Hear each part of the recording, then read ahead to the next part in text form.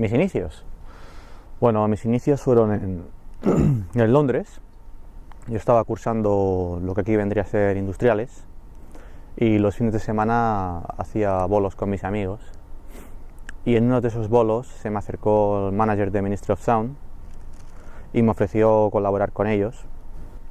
Y bueno, empezamos a trabajar juntos. De allí pasé a Berlín, al Arena Club, donde contactó conmigo Andrew White, responsable del sello de Portishead, y me comentó que estaban interesados en que yo hiciera la apertura de sus conciertos por la gira de los Estados Unidos. Eso me abrió muchísimas puertas y bueno, yo creo que esos fueron mis inicios, ¿no? Mis referencias. Que yo recuerde, mis primeras referencias fueron los discos de soul que le gustaban a mi madre. Aretha Franklin, Barry White. Después mis hermanos. También escuché mucho post-punk de principios de los 80, música electrónica de final de los 70. Grupos.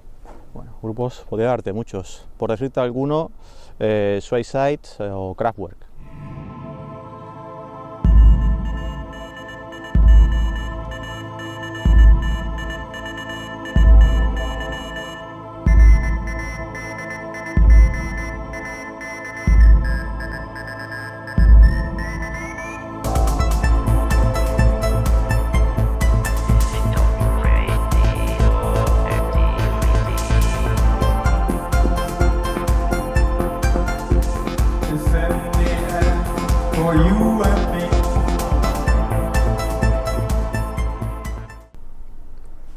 Otro grupo que me parecía muy interesante en su época fue Nietzsche.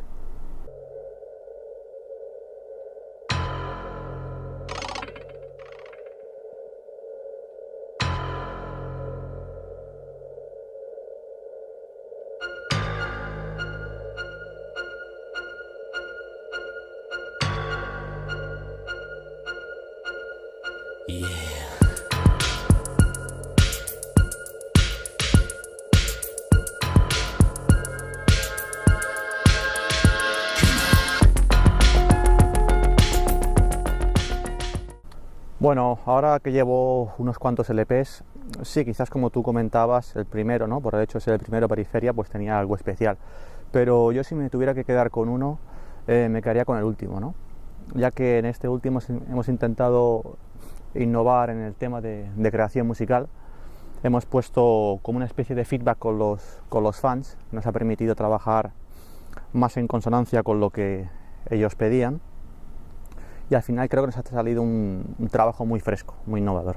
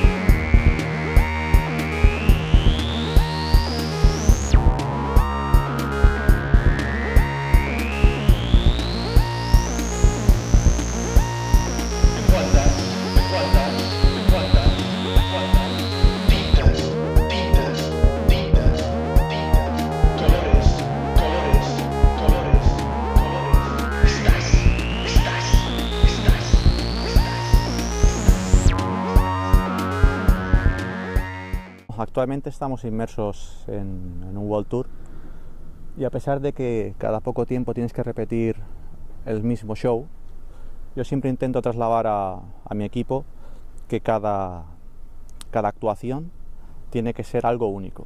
Quiero que la gente se vaya con la sensación de que ha vivido algo irrepetible, ¿no? Sí que es cierto que las salas pequeñas tienen un encanto especial. Estoy convencido que volveré a tocar en recintos mucho más íntimos, mucho más pequeños, que es donde, ya sabes, te lo he comentado antes, yo empecé en ese tipo de locales. Lo que pasa es que ahora estamos inmersos en una gira mucho más grande, con otro tipo de material, con otros equipos, trabajando con mucha más gente, y no le quiero restar importancia, ¿no? Yo creo que ese tipo de show que estamos haciendo en la gira tiene un aspecto cinematográfico que un recinto pequeño no tiene.